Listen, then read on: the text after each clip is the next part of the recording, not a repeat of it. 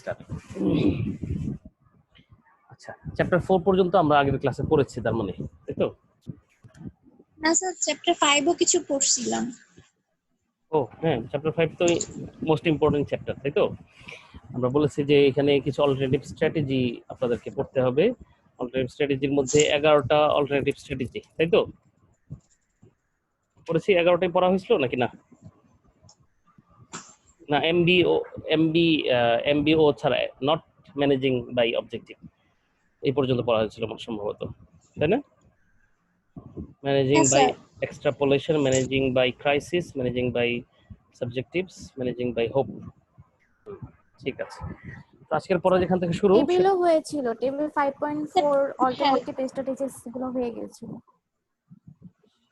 5.4 strategies, 11টা স্ট্র্যাটেজির। ও আচ্ছা, এখানে তো একটা অ্যাসাইনমেন্ট দেওয়া ছিল, তার মানে আমার যদি মনে পড়ে যে আপনি স্ট্র্যাটেজির ডেফিনিশন এবং একটা এক্সাম্পল, বাংলাদেশি এক্সাম্পল তৈরি করবেন, ঠিক আছে কথাটা?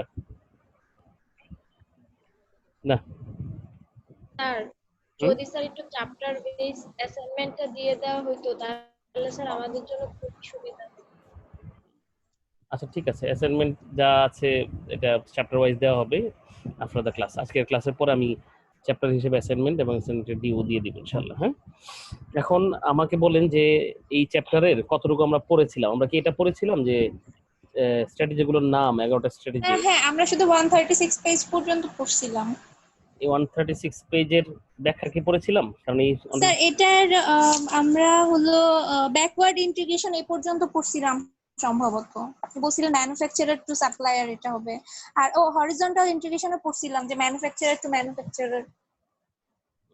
আচ্ছা, তার মানে ইন্টিগ্রেশন স্ট্র্যাটেজিগুলোর সম্পর্কে একটা ধারণা দেওয়া হয়েছিল। জি স্যার, 140 পেজ হ্যাঁ, পর্যন্ত। কিন্তু ইন্টেন্সিভ স্ট্র্যাটেজিগুলো আলোচনা হয়নি, তাই তো? না স্যার। তাহলে ভালো, আজকে ইন্টেন্সিভ থেকে শুরু করা যায়।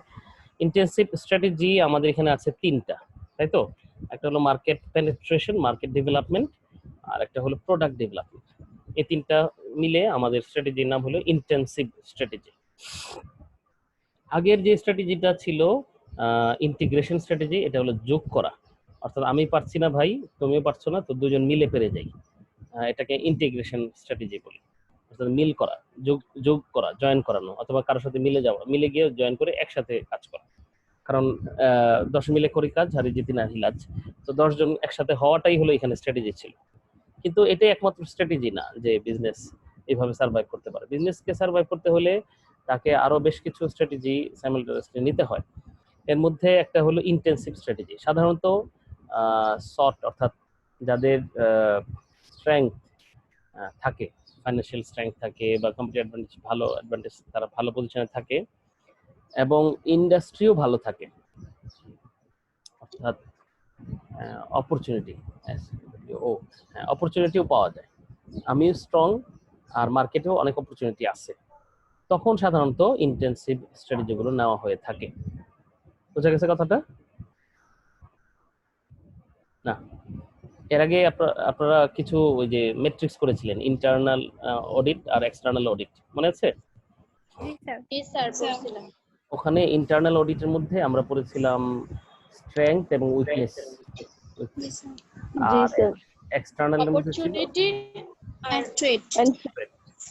তো কোনো ফার্মের যদি স্ট্রেংথ ভালো হয়, উইকনেস অবশ্যই থাকবে, উইকনেসের কম, মানে ওয়েট কম, রেটিংও কম পাচ্ছে তারা, কিন্তু মূলত একটা ফার্ম স্ট্রং, ফাইন্যান্সিয়ালি স্ট্রং, তাদের কি এমপ্লয়ি আছে, তাদের প্রোডাক্টটা ইউনিক, অন্যান্যভাবে অনেকভাবেই তারা স্ট্রং হইতে পারে।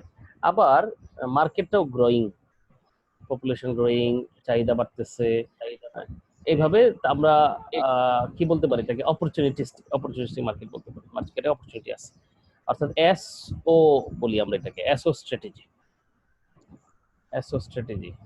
অর্থাৎ স্ট্রেংথও আছে, অপরচুনিটিও আছে। তখন আমরা এই এসও স্ট্র্যাটেজি কে সাধারণত ইন্টেন্সিভ স্ট্র্যাটেজি বলি। অর্থাৎ ইন্টেন্সিভ স্ট্র্যাটেজি তখন নেওয়া হয় যখন এসও অ্যাপ্রোচে যায়। কথা ধরতে পেরেছেন? হ্যালো, আবার না? আচ্ছা, সেটা হলো ইন্টেন্সিভ স্ট্র্যাটেজি হলো কিছু স্ট্র্যাটেজির নাম, যে স্ট্র্যাটেজিগুলো সাধারণত ওই অবস্থায় নেওয়া হয় যখন পার্টিকুলার ফার্মের স্ট্রেংথ ভালো হয় তো তারা খুব ভালো শক্তিশালী অবস্থায় থাকে এবং মার্কেটের অপরচুনিটিও থাকে। তার মানে এস মানে স্ট্রেংথ, ও মানে অপরচুনিটি, এস ও স্ট্র্যাটেজি বলি অনেক সময় আমরা এটাকে। অর্থাৎ স্ট্রেংথ আছে, অপরচুনিটি আছে মার্কেটে, তখন এই ধরনের স্ট্র্যাটেজি যেগুলো নেওয়া হয় এগুলোকে এসও স্ট্র্যাটেজি বলে। অর্থাৎ যখন আমার অবস্থাও ভালো, মার্কেট অবস্থাও ভালো, আমার অবস্থা ভালো, মার্কেট অবস্থা খারাপ, তো এটাকে বলা হলো এস টি স্ট্র্যাটেজি, মার্কেট অবস্থা খারাপ। তারপরে ডাব্লিউও স্ট্র্যাটেজি, আমার অবস্থা খারাপ, মার্কেট অবস্থা ভালো। ডাব্লিউ টি স্ট্র্যাটেজি, আমার অবস্থাও খারাপ, মার্কেট অবস্থাও খারাপ, তখন যে স্ট্র্যাটেজি নেওয়া হয়।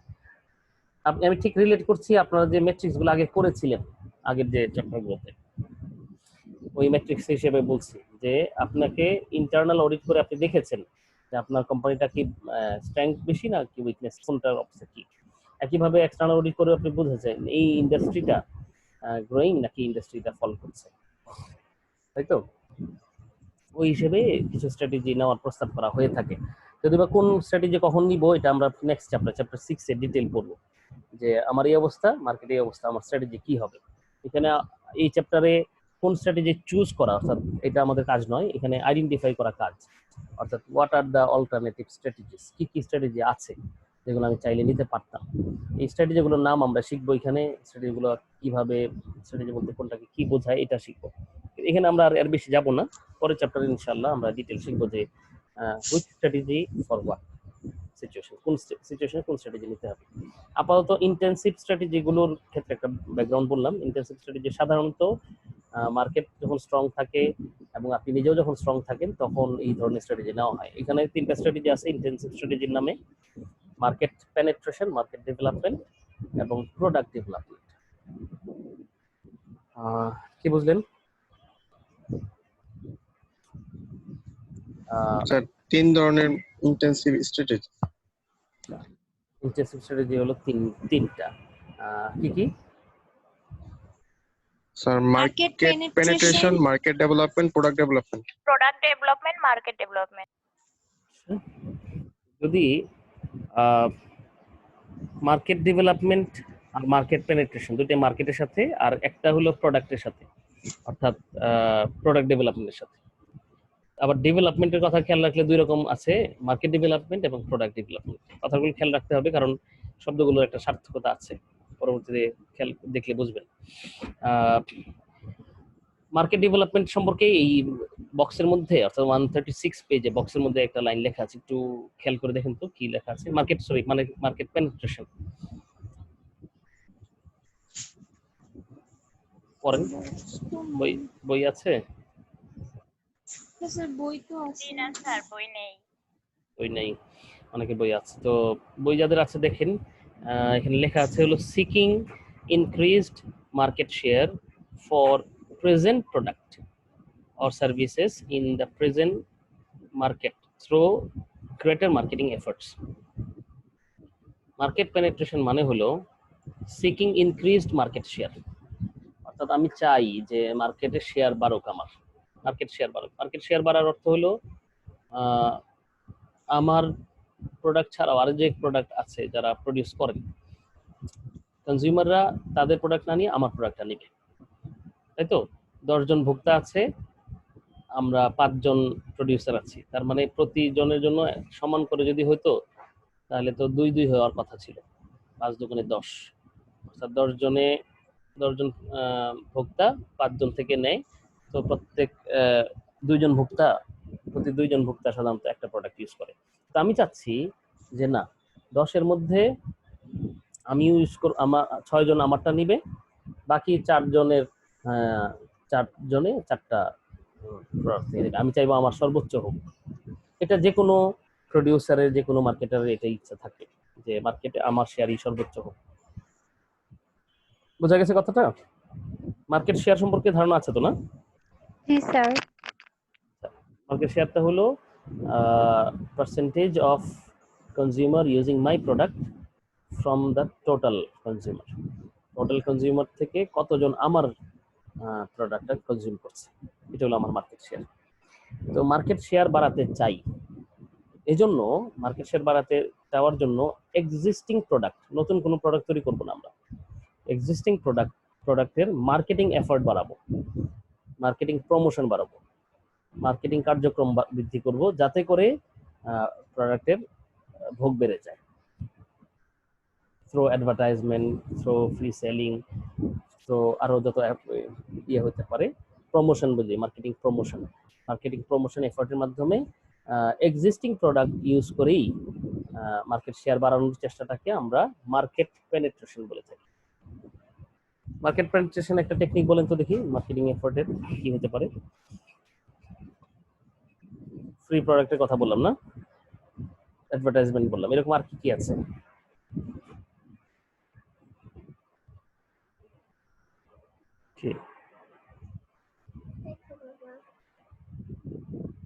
জি বলেন বলেন বলেন।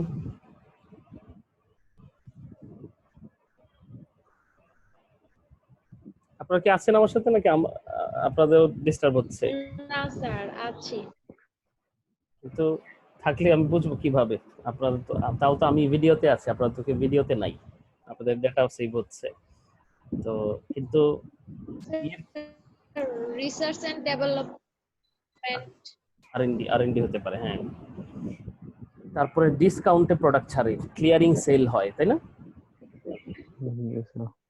ডিসকাউন্টে প্রোডাক্ট ছাড়া যেটা ক্লিয়ারিং সেল, এই সব কিছুই হলো ইয়ের অংশ, ওই মার্কেটিং প্রমোশনের মাধ্যমে সেল বাড়ানোর জন্য কি করতে পারেন, যে ভাই 2টা নিলে একটা ফ্রি, এরকম ঘোষণা করতে পারেন, তো সেল বাড়বে আপনার, তাই তো? তো ক্লিয়ারিং ঘোষণা করতে, ডিসকাউন্ট দিয়ে দিলে সেল বাড়বে। তারপরে আগের চেয়ে বেশি অ্যাডভার্টাইজ করতে পারেন, তাই তো? সকাল বিকাল অ্যাডভার্টাইজমেন্টে যেতে পারেন, পেপারে যেতে পারেন, টিভিতে যেতে পারেন, তো এর মাধ্যমে আপনি চাইলে আপনার প্রমোশন বাড়বে বলে আশা করতে পারেন। আচ্ছা, জি বুঝতে পেরেছেন? এই স্ট্র্যাটেজিটাকে কি বলছি আমরা? কি নাম, স্ট্র্যাটেজির নামটা কি? Intensive strategy. ইন্টেনসিভ তো সবটাই। আমি এই যে পার্টিকুলার কাজটার কথা বললাম, যে প্রোডাক্টটা এক্সিস্টিং হবে, যে প্রোডাক্ট নিয়ে এখন আপনি কাজ করছেন ওই প্রোডাক্টই হবে, প্রোডাক্ট বাড়ানো হবে না, কোনো কিছু এডিশনও করা হবে না, প্রোডাক্টের মধ্যে কোনো ছোঁয়াও হবে না। সেটা মার্কেট ডেভেলপমেন্ট, মার্কেট পেনিট্রেশন। ঠিক। ডেভেলপমেন্ট কিভাবে হবে? মার্কেট তো আমরা বাড়াচ্ছি না, মার্কেটের শেয়ার বাড়াচ্ছি, তো এর জন্য মার্কেটটাকে পেনিট্রেট করছি। মানে পেনিট্রেট করা মানে কি? পেনিট্রেট মানে খোঁচা দেওয়া, চুলকানো, খোঁচা দিয়ে তাকে মার্কেটটাকে বাড়ানোর চেষ্টা করা। তো এইটাকে আমরা মার্কেট পেনিট্রেশন বলছি। আরেকটা হলো মার্কেট ডেভেলপমেন্ট, ঠিক পরের যে স্ট্র্যাটেজি। মার্কেট ডেভেলপমেন্টে যেটা হয়, introducing present product or services into new geographic area, ঠিক আছে, নিউ গ্রুপ অফ কনজিউমার্স। যেমন আপনি নতুন একটা ব্রাঞ্চ খুললেন, চিটাগাং ব্রাঞ্চ, ঠিক আছে, ঢাকায় আপনার প্রোডাক্ট ছিল, ঢাকার অনেক ভালো চলছে, তো আপনি ঢাকা থেকে এখন আপনি চলে গেলেন কোথায়? চিটাগাং। ঢাকা থেকে না, ঢাকা আছে কিন্তু আরেকটা ব্রাঞ্চ করলেন আপনি, এক্সপ্যান্ড করছে স্যার। তো এই যে এক্সপ্যান্ড করলো, আপনি কি প্রোডাক্ট চেঞ্জ করেছেন প্রোডাক্টের মধ্যে? না স্যার। প্রোডাক্টে হাত দেন নাই, কিন্তু প্রোডাক্টের যে মার্কেটটা বেড়ে গেল, তাই তো? মার্কেট শেয়ার কিন্তু বাড়ে নাই, মার্কেট শেয়ার কিন্তু ওই চিটাগাংয়ের মার্কেট তো আপনার কনজিউমারের মধ্যে লিস্টে ছিলই না, আপনি তো সবসময় ঢাকা নিয়ে চিন্তিত ছিলেন, আপনি এখন আপনার স্কোপটাই বাড়িয়ে নিলেন, যাতে করে চিটাগাংয়ের লোকজন আপনার হয়ে গেল। এখন ঢাকা চিটাগাং এটা আপনার টার্গেট, তো ঢাকা চিটাগাংয়ের মধ্যে যত লোক আছে কনজিউমার সবাই, তো এবার ঢাকা চিটাগাংয়ের মধ্যে কতটুকু আপনার? আগে তো আর চিটাগাং যুগই ছিল না, মাথায় ছিল না আপনার, চিটাগাং আগে ছিল শুধু ঢাকার মধ্যে 3 কোটি লোক থাকে, 3 কোটি লোকের মধ্যে আমার প্রোডাক্ট ইউজ করে 1 কোটি লোক, তো এই 1 কোটি 3 ভাগের 1 ভাগ আপনার শেয়ার। এখন যখন চিটাগাং আসলো তখন আরো 2 কোটি যোগ হয়ে গেল, 5 কোটি হয়ে গেল, তো আপনি এখন বলবেন যে 5 কোটির মধ্যে আমার কতটুকু? তো এখন কি হয়েছে? যেটা মার্কেটটাই ডেভেলপ করছে, মার্কেটটাই বড় হয়ে গেছে, তো এটাকে মার্কেট ডেভেলপমেন্ট বলি। মার্কেট ডেভেলপমেন্ট কিভাবে হয়? নিউ জিওগ্রাফিক্যাল এরিয়াতে যদি আপনি ফোকাস করেন। আরেকটা ফোকাস করা যেতে পারে, সেটা হলো নিউ জেনারেশন, অর্থাৎ ডেমোগ্রাফিক, নতুন একটা ডেমোগ্রাফিকে আপনি টার্গেট করতে পারেন। তবে যেটা হয় কি, নতুন একটা ডেমোগ্রাফিক ক্যারেক্টারিস্টিক্স কে টার্গেট করলে প্রোডাক্টের মধ্যে কিছু চেঞ্জেস আনতে হয়। এক্সিস্টিং প্রোডাক্ট দিয়ে সাধারণত নতুন ডিফারেন্ট ডেমোগ্রাফিককে অ্যাট্রাক্ট করা যায় না। ডেমোগ্রাফি তো বোঝেন নাকি?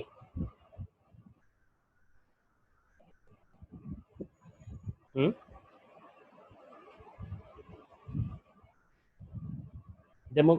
ডেমোগ্রাফি কথাটা বুঝতে পারছেন? আচ্ছা, হ্যাঁ আবার স্যার।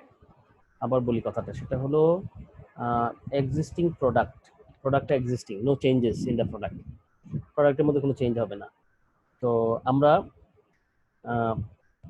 মার্কেটের মধ্যে আরো বেশি পেনিট্রেশন করছি, মার্কেটিং এফোর্ট বাড়িয়ে দিলাম, advertisement, free sale, discount, buy one get one free, তো এরকম free delivery, home delivery, billboard, paper, online, TV, সব জায়গায় আপনার বিজ্ঞাপন চলছে এইভাবে। তো অ্যাডভার্টাইজমেন্ট এন্ড প্রমোশনের মাধ্যমে যদি এক্সিস্টিং প্রোডাক্টের এক্সিস্টিং এরিয়াতে আরো বেশি মার্কেটিং এফোর্টের কারণে আরো বেশি প্রোডাক্ট সেল হওয়া শুরু করে, সেল করতে চান, আপনি মার্কেট শেয়ার বাড়াতে চান, তখন এটাকে আমরা বলছি মার্কেট পেনিট্রেশন। আর যদি আপনি এক্সিস্টিং প্রোডাক্টকেই নতুন একটা জিওগ্রাফিতে ইন্ট্রোডিউস করেন, নতুন একটা জায়গায় বা নতুন একটা ডেমোগ্রাফিতে ইন্ট্রোডিউস করেন, তখন এটাকে আমরা বলবো, তবে মাইন্ড ইট, নতুন একটা ডেমোগ্রাফিতে বা নতুন একটা জিওগ্রাফিতে আপনি ইন্ট্রোডিউস করবেন we keeping your product existing the same. আপনি আপনার প্রোডাক্টের মধ্যে কোনো চেঞ্জেস না এনে, আপনার এই প্রোডাক্টে কোনো চেঞ্জ না এনে যদি আপনি কোথাও ইন্ট্রোডিউস করেন, তখন এটাকে আমরা বলছি মার্কেট ডেভেলপমেন্ট। যেমন আপনি মিষ্টি প্রডিউস করেন, মিষ্টির একটা দোকান আপনি ওখানেও দিয়ে দিলেন। এখানে ঢাকায় এখন ফুলকলি অনেক ইয়ার দোকান পাওয়া যায়, অথচ আগে শুধুই চিটাগাঙে দেখা যেত, তাই তো? ফুলকলি তো চিটাগাং বেস্ট, তাই না? তো ফুলকলি কি স্যার? ফুলকলি আবার চিনতেই পারছেন না? না, ফুলকলি হলো ওই যে বেকারি প্রোডাক্ট, চিটাগাঙের বেকারি প্রোডাক্টের ফুলকলি। তো এটা আমাদের ওয়ারিতে মনে হয় ব্রাঞ্চে সামনে করবে, এদিকে আমি গোপীবাগ দেখলাম অলরেডি আছে এটা, আচ্ছা যাই হোক আর কি, মানে যে জিনিস আপনি না চিনতে পারলে কি বলা যায়, বিক্রমপুর সুইটস, যদি এটা নাম এখন নামের যেহেতু ব্র্যান্ড নিয়ে নাই, রেজিস্ট্রেশন নাই, স্যার মাতৃ ভান্ডার আছে কুমিল্লার। মাতৃ ভান্ডার কুমিল্লা, সেটা অনেক জায়গায় ভান্ডার পাওয়া যায়, কিন্তু এগুলো রেজিস্ট্রেশন না থাকার কারণে যেটা হয়, ট্রেডমার্ক রেজিস্টার্ড না হওয়ার কারণে যে কেউ নাম দিয়ে, আমি সুরগদির কোনো দোষ হচ্ছে না, কিন্তু যারা রেজিস্টার্ড তাদের ক্ষেত্রে আর কি বলা যায় যে তারা যদি তারা তখন তো মালিকানা নিশ্চিত, তারা যখন অন্য জিওগ্রাফিতে এই একই প্রোডাক্ট তারা ওখানেও সেল করছে, যেমন কি বলতে পারে, ইনফিনিটি রিচ, ওদের যদি একটা ব্রাঞ্চ আমাদের উত্তরাতে আছে, একটা ব্রাঞ্চ যদি এখানে ধানমন্ডিতে আছে, একটা ব্রাঞ্চ যদি ওয়ারিতে খুলে, এখানে খুলে, টিকাটুলিতে একটা ব্রাঞ্চ যদি হয়, তো অথবা কেরানীগঞ্জে একটা ব্রাঞ্চ হলো, তো তখন আমরা বলতে পারবো যে তারা এই এক্সিস্টিং প্রোডাক্টকে রেখেই তারা নতুন স্যার তাদের জিওগ্রাফি। কোয়ালিটি সেম থাকে, কিন্তু রেজিস্টার্ড না থাকলে নিজেদের মতো খোলার পরে নিজেদের মতোই বানায়। না না, ওটা তো আমাদের ইয়ের মধ্যেই নাই, এই পুরা পড়াশোনার বাইরে এই বিষয়গুলো। এটা তো ছোট ছোট মিষ্টি যেই বানাচ্ছে সে একটা নাম, সুন্দর নাম দিবে, কি দিবে, আসিয়া আয়েশা নাম না দিয়ে তো মাতৃভান্ডার দিয়ে দিল, তাহলে হলো মাতৃভান্ডার নামটা তো সবাই চিনে জানে। জি স্যার, যেমন হাজির বিরিয়ানি স্যার। হাজির বিরিয়ানিটা তো ওরা মনে হয় এক মালিকানা রেজিস্টার্ড, তাই না? হাজির বিরিয়ানি এটা তো স্যার বাণিজ্য মেলায় স্যার অ্যাভেলেবেল হয়ে গেছে স্যার, হাজির বিরিয়ানি মনে হয় রেজিস্টার্ড না স্যার। আচ্ছা আচ্ছা, রেজিস্টার্ড না মনে হচ্ছে। আমাদের দেশে আসলে রেজিস্টার্ড আর নন রেজিস্টার্ড খুব কঠিন, সবাই সবকিছু বানাইতে পারে, তো তো কি করা যায়। কিন্তু আমি বলছি যে সমস্ত প্রোডাক্টের ক্ষেত্রে এরকম যে তারা মার্কেটটা এক্সপান্ড করতে চায়, তো এক্সপান্ড করতে চাওয়ার জন্য তারা যে কাজটা করে, নতুন একটা জিওগ্রাফিতে এটা ইন্ট্রোডিউস করে। ঠিক আছে, ওয়ালটন ধরা যাক, এটা তো ব্র্যান্ড, এটা তো রেজিস্টার্ড, যে কেউ তো ওয়ালটন খুলে দিতে পারে না, তাই না? ওয়ালটন যদি তাদের একটা শোরুম, তাদের একটা ফ্যাক্টরি অন্য জায়গায় খুলে, যে এখন যে ঢাকায় আছে যেখানে, এর বাইরে ওখানে যদি খুলে, সাভার থেকে যদি ওরা যায় চিটাগাং আসাদগঞ্জে চলে গেল, তাহলে আমরা বলবো যে এটার নাম কি হবে তখন, মার্কেট ডেভেলপমেন্ট। ঠিক আছে, বোঝা গেছে? নতুন একটা ডেমোগ্রাফিতেও সাধারণত করলেও এটা মার্কেট ডেভেলপমেন্ট হবে। ডেমোগ্রাফি বলতে বোঝায় কনজিউমার শ্রেণী, প্রোডাক্টের যারা কনজিউমার তাদের যেমন একটা শ্রেণী হলো ইয়াং, হোল্ডার, ম্যারিড কাপল, তারপরে ওল্ড কাপল, তারপরে স্টুডেন্ট, আমরা বলতে পারি মেল, ফিমেল। এইভাবে যদি ডেমোগ্রাফিক ক্যারেক্টারিস্টিক্স হিসেবে যদি নতুন একটা ডেমোগ্রাফিতে তারা এটা চালু করার চেষ্টা করে, যেটা আগে ছিল না, আগে এই ইউজার্সরা এরকম ছিল না, তখন আমরা তখন এটাকে বলবো নতুন একটা ডেমোগ্রাফিতে এই প্রোডাক্টটা ইন্ট্রোডিউস করলো। তো সেই ক্ষেত্রেও এটা ইয়ে হবে, মার্কেট ডেভেলপমেন্ট হবে। যেমন বাংলা লিঙ্ক আগে করেছিল মনে হয়, বাংলা লিঙ্ক মনে হয় শুরুতে করেছিল অনেক আগে, আমার ধারণা আসতেছে না, ভুলে গেছি এই জন্য। ওরা মেয়েদের জন্য আর আলাদা একটা সিমের ইন্ট্রোডিউস করছিল। ও ইদানিং কালে উদাহরণ কেন দিই না আমি, ওই টেলিটক মনে হয় ছাত্রদের জন্য একটা সিম, আমি সিম মেয়েদের জন্য করেছে একটা। মেয়েদের জন্য করছিল টেলিটক। স্যার জি, বর্ণমালা স্যার। করছিল স্যার ছাত্রদের জন্য। বর্ণমালা স্যার ইয়ত। একটা ছিল আগামী আর একটা বর্ণমালা, আবার ফিমেলদের জন্য আলাদা ছিল একটা। প্রবলেমটা হলো এখানে এটাকে আমরা মার্কেট ডেভেলপমেন্ট বলবো কিনা সেটা একটু প্রবলেম হয়ে যায়, এই জন্য যে যদি সিমের ক্যারেক্টারিস্টিক্স চেঞ্জ হয়ে যায়, ঠিক আছে, তখন এটা আর এই মার্কেট ডেভেলপমেন্ট থাকে না। মার্কেট ডেভেলপমেন্ট হওয়ার একটা শর্ত হলো মার্কেট ডেভেলপমেন্ট হওয়ার জন্য এক্সিস্টিং প্রোডাক্ট থাকতে হবে। জি স্যার, প্রোডাক্ট এক্সিস্টিং হবে। এক্সিস্টিং প্রোডাক্ট হতে হবে, এখানে কোনো চেঞ্জেস আসলে প্রোডাক্টের মধ্যে আসবে না। তো ডেমোগ্রাফির ক্ষেত্রে এই সমস্যাটা হয়, নতুন একটা ডেমোগ্রাফিতে ইন্ট্রোডিউস করলে ডেমোগ্রাফি তো চেঞ্জেস কারণ মানুষের রুচি পছন্দের পার্থক্য হয়, ফলে প্রোডাক্টটাও সে একটু রিভাইজ প্রোডাক্ট চায়, রিভাইজ প্রোডাক্ট চায়। তবে জিওগ্রাফির উদাহরণটা খুব সুন্দর, কারণ সাধারণত একই ধরনের লোক আরেকটা এলাকাতে একই রকম লোক পাওয়া যায় থাকে, তবুও এটা এক দেশ হলে যত সম্ভব আরেক দেশে চলে গেলে কিন্তু এটা এইভাবে সম্ভব হবে না।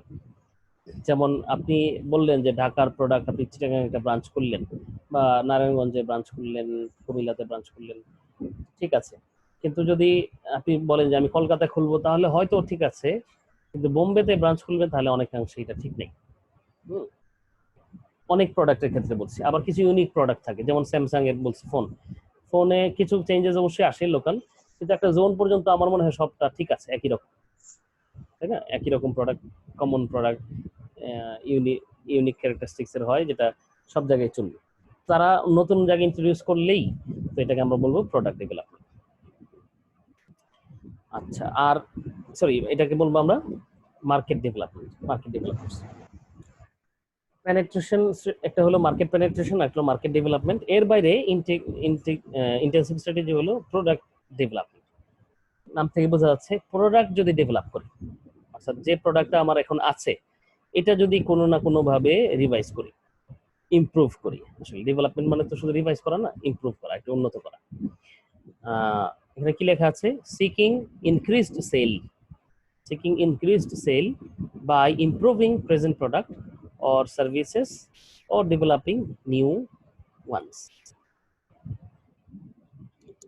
আমার মনে হয় যেভাবে লেখা আছে অনেক সুন্দর, জি স্যার, এটা বুঝে যায় যে এই কাজটাই এতক্ষণ যে কাজটা করলাম, আমরা চাচ্ছি আমাদের মার্কেট শেয়ার বাড়ুক, আমরা চাচ্ছি আমাদের নতুন এরিয়াতে, নতুন জায়গায় নতুন লোক আমাদের ইউজ করুক, আমাদের সেল বাড়ুক, এক কথায় আরো বেশি কনজিউমার আমাদের প্রোডাক্টটা ইউজ করুক।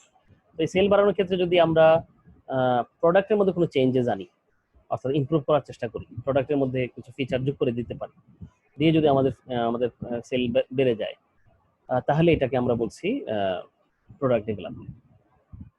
আচ্ছা, একটু আমার একটা প্রশ্ন, একটু বুদ্ধি করে উত্তর দিতে হবে, বুঝলে উত্তর দিতে পারবেন। আগে রিন পাউডার, ওয়াশিং পাউডারে আগে কিছু যেরকম ছিল 50 টাকায় 1 কেজি পাওয়া যায়, আধা কেজি পাওয়া যায়। এখন হলো কি, বললো যে 50 টাকায় এখন পাচ্ছেন 1 কেজি 100 গ্রাম। অ্যাডভার্টাইজমেন্টে বললো, ঘোষণা করলো যে 100 গ্রাম বেশি পাচ্ছেন, ফ্রি, আপনার জন্য 100 গ্রাম বেশি পাচ্ছেন। এর কারণে বিক্রি বেড়ে গেল, তাই তো? বিক্রি বেড়ে গেল, আগের চেয়ে অনেক লোক এখন কিনতে শুরু করলো, কারণ কি 100 গ্রাম বেশি পাওয়া যাচ্ছে এখানে। তো 100 গ্রাম বেশি পাওয়া যাচ্ছে, এই জন্য লোকজন কিনতেছে, এটা কোনো সন্দেহ ছাড়াই আমরা এই গ্রুপের মধ্যে আনতে পারবো, সেগুলো ইন্টেনসিভ স্ট্র্যাটেজির মধ্যে। তারা ইন্টেনসিভ স্ট্র্যাটেজিতে গিয়েছে, কিন্তু ইন্টেনসিভের মধ্যে যে 3টা ভাগ আছে, এর কোনটাতে পড়লো সেটা? Market penetration. Market penetration. ওরা তো 100 গ্রাম বেশি দিল, 100 গ্রাম বাড়লো না? এটা development sir, hmm, sir product market development. Product market development. Product development. ওই সুবহানাল্লাহ, আপনি তো একে একে সবগুলোই বলে আর ফেললেন। মার্কেট পেনিট্রেশন হবে। মার্কেট পেনিট্রেশন হবে। আর আরেকটা কি, আরো তো মার্কেট তো একটা আছে, মার্কেট ডেভেলপমেন্ট আছে। মার্কেট ডেভেলপমেন্ট কেন হবে না সাইমা? আর মার্কেট ডেভেলপমেন্ট হবে না কারণ আমরা বলতেছি এখানে ইয়েটাকে আমরা নিউ জিওগ্রাফিক এরিয়াতে হলো আমরা ইন্ট্রোডিউস করতেছি, কিন্তু এখানে তো আমরা কোথাও ইন্ট্রোডিউস করতেছি না, আমরা এক্সিস্টিং প্রোডাক্ট থেকে একটু বেশি পরিমাণে দিয়ে মার্কেট শেয়ারিং আমরা মার্কেটিংটা বাড়াচ্ছি। এক্সিস্টিং প্রোডাক্ট একটু বেশি দিয়ে করছেন, তো এক্সিস্টিং প্রোডাক্ট যদি চেঞ্জ এর মধ্যে কিছু বেশি দিয়ে দেন তাহলে তো প্রোডাক্টের মধ্যে চেঞ্জ আসলো না, তো প্রোডাক্ট ডেভেলপমেন্ট বলা যায় না এটাকে? জি স্যার, এটা তো স্যার পেনিট্রেশন হবে না স্যার। পেনিট্রেশন তো স্যার মানে আমাদের কাছে পরিচয় করাই দেওয়া যে প্রোডাক্টটা নতুন আসছে বাজারে। আচ্ছা, এখানে তো আমরা বলতেছি না আমরা প্রেজেন্ট প্রোডাক্টটাকে ইমপ্রুভ করতেছি অথবা নতুন কোনো প্রোডাক্ট দিচ্ছি। আর এখানে তো আমরা সেল বাড়ানোর জন্যই কাজটা করতেছি না। আচ্ছা, আমাদের ইন্টেনসিভ স্ট্র্যাটেজি মানেই তো এটা, আপনি এখানে সেল বানানোর জন্যই তো করবো আমরা। ইন্টেনসিভ স্ট্র্যাটেজি মানে কি? ইন্টেনসিভ স্ট্র্যাটেজি গ্রুপে যে 3 জন আছে, 3 জনেরই এক কথা, সেটা হলো যে আমরা সবাই চাই সেল বাড়ানো। সেল বাড়ানোর জন্যই তো এই কাজ। এটা তো ইন্টিগ্রেশন স্ট্র্যাটেজি না যে দুজন মিলে মানে কারোর সাথে জয়েন্ট ভেঞ্চারে গেলাম, এরকম তো কোনো বিষয় না। আমি আমার প্রোডাক্ট আছে, আমার ব্যবসা আছে, আমি চাচ্ছি আমার সেল বাড়ুক। আর সেল বাড়ানোর জন্য আমার হাতে পয়সাও আছে, সুযোগও আছে, আর মার্কেটটাও ভালো, মার্কেটও চলতেছে খুব ভালোই। সুতরাং সেল মানে হবে আর কি, ইনশাআল্লাহ হবে। তো সেল হওয়ার আশা আছে বলেই তো আমরা সেল বাড়ানোর জন্য স্ট্র্যাটেজি নিলাম। তো 3টা স্ট্র্যাটেজি তো এখানে ইন্টেনসিভ স্ট্র্যাটেজির গ্রুপের মধ্যেই, তার মানে তো এখানে সেল বাড়ানো নিয়ে এই কথা বললে তো হবে না। সেল বাড়বেই, সব জায়গায় সেল বাড়ানোর উদ্দেশ্য। কিন্তু কখন আমরা এটাকে মানে এই যে 100 গ্রাম রিনের ওয়াশিং পাউডারে আধা কেজি প্রোডাক্টের মধ্যে 500 গ্রামের জায়গায় 600 গ্রাম দিচ্ছে একই দামে, যখন 600 গ্রাম পাচ্ছি আমরা, আর এর কারণে সেল অনেক বেড়ে যাচ্ছে, তো এইটাকে তাহলে আমরা মার্কেট পেনিট্রেশন বলতে পারবো যে পেনিট্রেট হলো, মার্কেট বাড়ছে এই জন্য, নাকি ডেভেলপমেন্ট বলে ফেলবো যে অনেক প্রোডাক্ট বাড়ছে, নাকি প্রোডাক্টের মধ্যেই তো 100 গ্রাম বেড়ে গেল যেন প্রোডাক্ট ডেভেলপমেন্ট বলবো, কোনটা বলবো? পেনিট্রেশন। মার্কেট পেনিট্রেশন হবে। আচ্ছা, পেনিট্রেশনে কারা কারা? আমরা আর পেনিট্রেশনের লোকদেরকে আমি আইডেন্টিফাই করতে পারলাম। আচ্ছা, আর ডেভেলপমেন্টের মতে? জি sir, product development. Sir product development Ikram আছেন, শুভ আছেন, আর প্রোডাক্টে কি আছেন? নাইমা? নাইমা তো জি স্যার। নাইমাও কি এই মতে? জি স্যার, প্রোডাক্ট ডেভেলপমেন্ট। প্রোডাক্ট ডেভেলপমেন্টে। আচ্ছা, তাহলে তো আরেকটা বাকি আছে, ওই যে মার্কেট ডেভেলপমেন্টে কারা আছেন? আর ওটাতে আমরা কেউই নাই মনে হয়, কারণ ওটা তো ওটাতে এরিয়া বলাই বলছে, হচ্ছে যে হ্যাঁ। নতুন জিওমেট্রিক এরিয়া থেকে হলো করবে। আচ্ছা আচ্ছা, তাহলে ঠিক আছে, অন্তত একটু বাঁচা গেল যে 3টাতেই ভাগ হন না আপনারা। আচ্ছা, এখানে মার্কেট ডেভেলপমেন্ট হবে না, এই জন্য যে মার্কেট ডেভেলপমেন্ট হওয়ার জন্য শর্ত হলো নতুন একটা মার্কেট খুঁজে বের করা। আমরা কোনো অবস্থাতেই নতুন মার্কেট খুঁজি নেই। 100 গ্রাম বাড়ানোর দ্বারা আমাদের নতুন কোনো মার্কেট টার্গেটের মধ্যেও নাই যে আমরা এই ধরনের লোককে দিচ্ছি বা এই জায়গার লোককে দিচ্ছি, এরকম কাউকে টার্গেট করা হয় না। রেদার প্রোডাক্টের মধ্যে একটু বাড়ায় দেওয়া হলো, তো এই বাড়তি প্রোডাক্টের মধ্যে একটু বাড়তি দেওয়া হয়েছে, তো এটা মার্কেটে বেশি চলছে, এই জন্য মার্কেট ডেভেলপমেন্ট বলার সুযোগ নেই।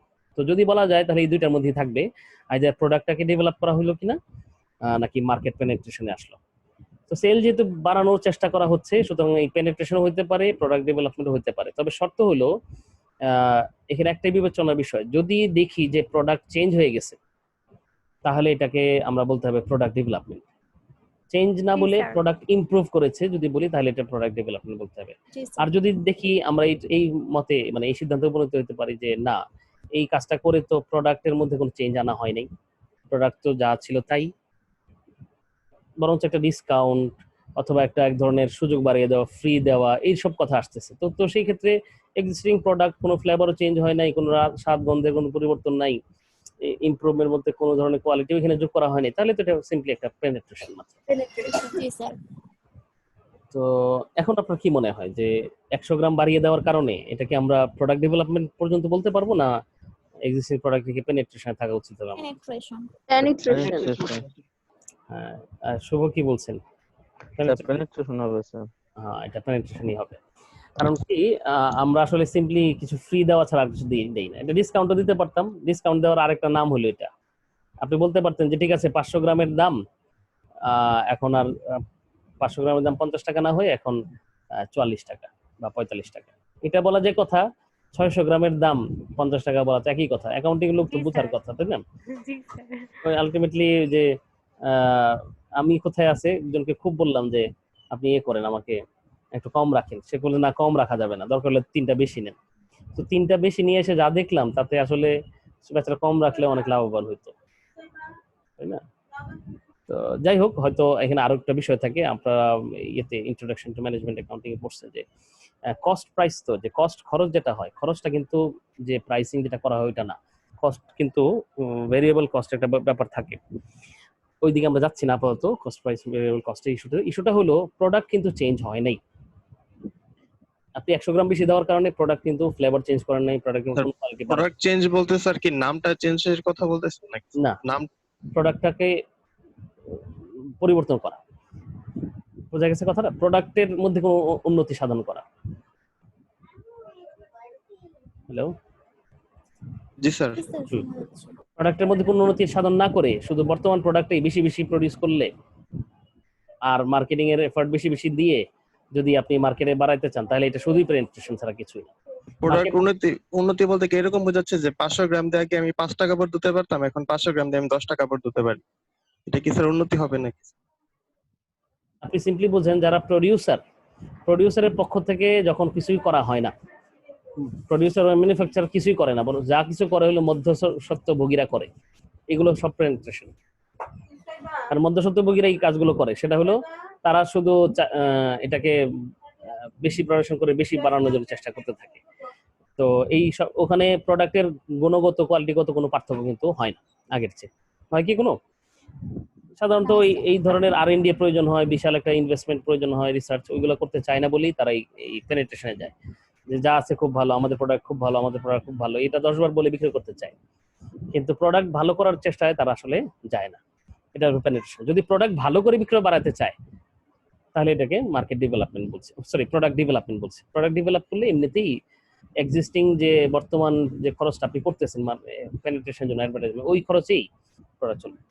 সিম্পলি আগে একটা কলম, আপনি কলম ছিল, কলম সেল করতে, এই কোনো কলম বা মেটাডোরের কলমটার নিপটা একটু পরপর পড়ে যেত, ওটা 5 টাকায় পাওয়া যায়। আপনি বললেন কি যে আমরা এখন প্রোডাক্টটাকে আরো উন্নত করেছি, দাম কিন্তু কমান নাই, বাড়ান নাই, অথবা বাড়াতেও পারেন, সেটা আপনার ব্যাপার, এটা ডাজন্ট ম্যাটার। ম্যাটার হলো যে প্রোডাক্টটা কি উন্নত করেছে, এখন আর নিট ড্রপ করবে না, ভালো লেখা হবে, স্মুথ লেখা হবে, লোকজন বুঝতেছে আসলেই তো লেখা হচ্ছে আগের চেয়ে ভালো, তো প্রোডাক্ট আপনার সেল বাড়ছে। তখন এইভাবে যে সেল বাড়ছে, এই চিন্তাধারা, এই সেল বাড়ানোর এই পদ্ধতিটাকে আমরা বলছি প্রোডাক্ট ডেভেলপমেন্ট। বুঝা গেছে কথাটা? আর কলম এই একই, এর কোনো উন্নতি হয়নি, আগের সমস্যার কোনো সমাধান হয়নি। শুধুমাত্র যে কাজটা হয়েছে, কলমের গুণাগুণ আরো আগের চেয়ে বেশি বয়ান করা হচ্ছে, তাতে এটাকে আমরা বলবো মার্কেট পেনিট্রেশন। অনেক কথা হয়ে গেল, আমার মনে হয় আপনারা বুঝতে পেরেছেন। আরো যতই পড়বেন ততই বুঝবেন। বই পড়তে থাকেন এখানে। আচ্ছা, এখন আমরা ডাইভার্সিফিকেশন চলে যাই। ডাইভার্সিফিকেশন স্ট্র্যাটেজি হলো 2টা, তাই তো? আমার বইয়ের মধ্যে কেন যেন 3টা একসাথে করে দেওয়া আছে। ডাইভার্সিফিকেশন 2 রকমের আছে, হলো রিলেটেড ডাইভার্সিফিকেশন হলো, আরেকটা হলো আনরিলেটেড ডাইভার্সিফিকেশন। তো রিলেটেড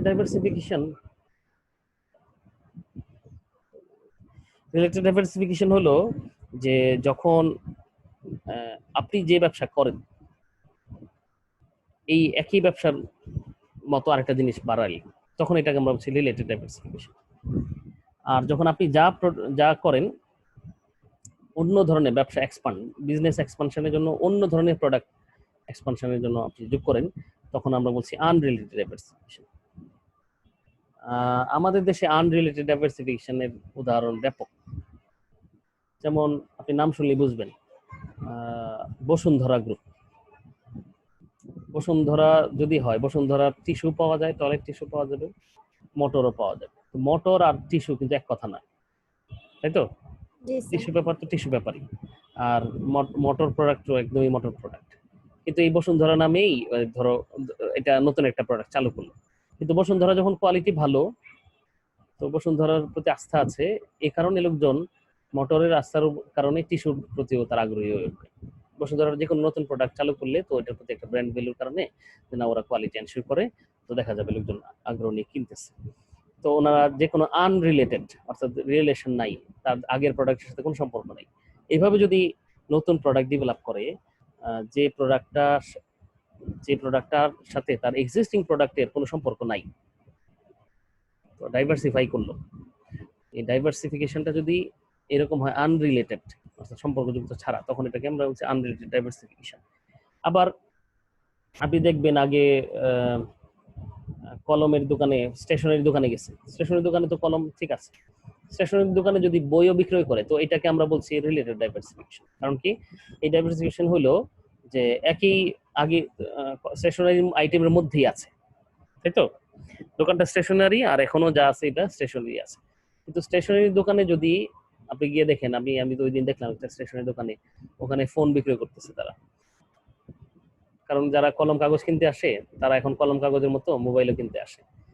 তো এই যে মোবাইল বিক্রি করছে ওই দোকানেই, তার মানে তাদের এই ডাইভার্সিফিকেশনটাকে কি বলবো আমরা, আনরিলেটেড ডাইভার্সিফিকেশন। রিলেটেড।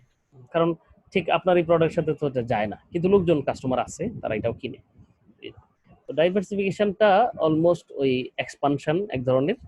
এক্সপানশনের ক্ষেত্রে যদি নতুন কোনো ইনভেস্টমেন্ট করা হয়, এই ইনভেস্টমেন্টটা যদি যে এক্সিস্টিং প্রোডাক্ট ছিল তার মতোই করে করা হয়, তখন তো আমরা রিলেটেড বলছি, না হলে আনরিলেটেড বলছি। ঠিক আছে, উদাহরণ দিতে পারবেন?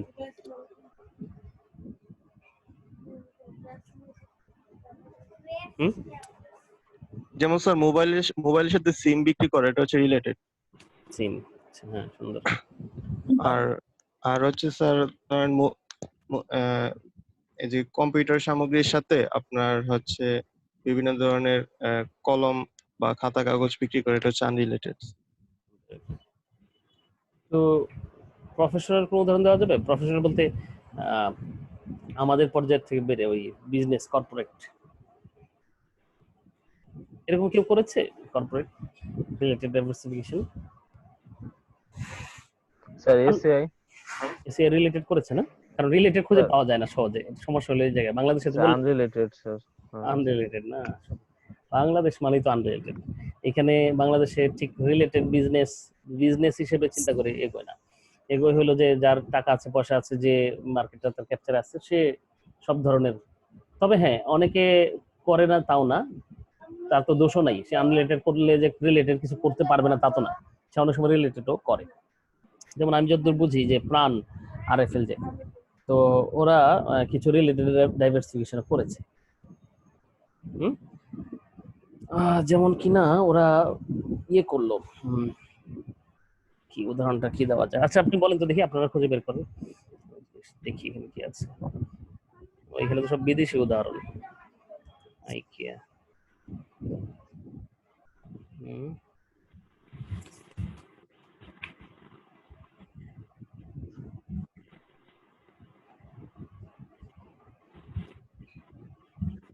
নো। আচ্ছা, যদি আমরা বেভারেজ কোম্পানিতে দেখবেন, কোকা কোলা তো একটা বেভারেজ ফার্ম, তাই না? হ্যালো, জি স্যার। কোকা কোলা একটা প্রোডাক্টের নাম বলেন কয়েকটা, দেখবেন যে ওরা রিলেটেড ডাইভার্সিফিকেশন করেছে। এটা কোকা কোলা ব্যালেন্স ডায়েট করছে, ডায়েট কোক। কি আছে? ওরা ওদের প্রোডাক্টটা ডেভেলপ, ওরা প্রোডাক্টটাকে ডাইভার্সিফাই করেছে। তো ডাইভার্সিফিকেশনের ক্ষেত্রে রিলেটেড ছিল তাদের ডাইভার্সিফিকেশনটা। কোকা কোলা কোম্পানির নাম, প্রোডাক্টের নামগুলো বলেন। নুডলস আছে sir, Coca Cola. Coca Cola noodles না, সরি স্যার স্যার। একটা ডায়েট কোক আছে। শ্যামাই আছে স্যার। ডায়েট কোক আছে স্যার। কোকা কোলা সেমাই জি স্যার। আছে স্যার। ও, এই কোকা আচ্ছা কোলা স্যার, এটা কোকা কোলা কোম্পানি না স্যার, এটা স্যার কোকা কোলা নামটা ইউজ করছে স্যার। সেটাই সেটাই।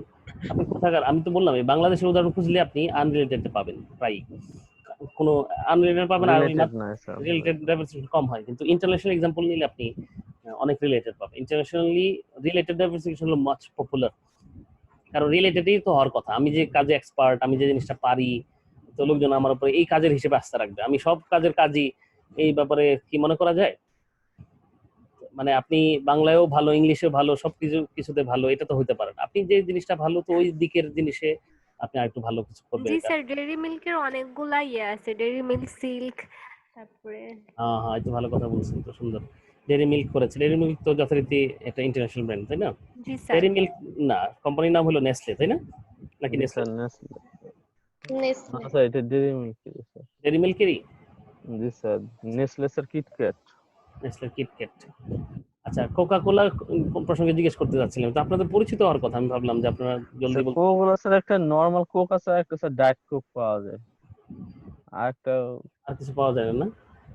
সেভেন আপ, টিনের কোটা একটা সেভেন আপটা পাওয়া কি? যায়। সেভেন আপ স্যার স্প্রাইট এটা আছে স্যার কোকা কোলার। স্প্রাইট স্যার কোকা কোলা।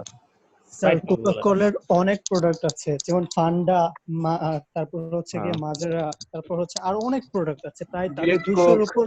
শুধু কোল্ড ড্রিঙ্কসই আছে 200-র উপর। রাইট। এই যে 200-র উপরে কোল্ড ড্রিঙ্কস পাওয়া গেল, এর মধ্যে আমাদের দেশে আছে স্প্রাইট, খুব পপুলার, তাই না?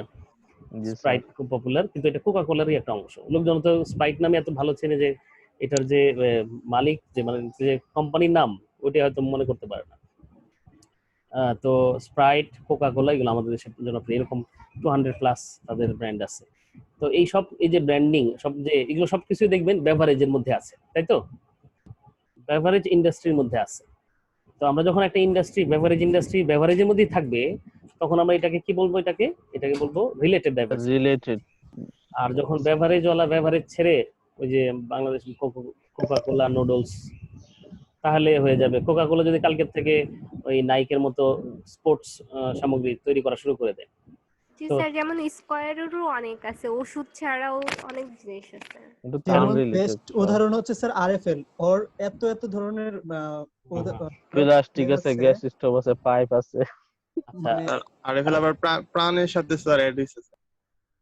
প্রাণ আর এফএল তো দুটো ব্র্যান্ড একই মাত্র। কোম্পানি, একই মার্জার, কোম্পানি স্যার। স্যার মার্চ মার্জার করা স্যার দুটো। Founder sir. একই।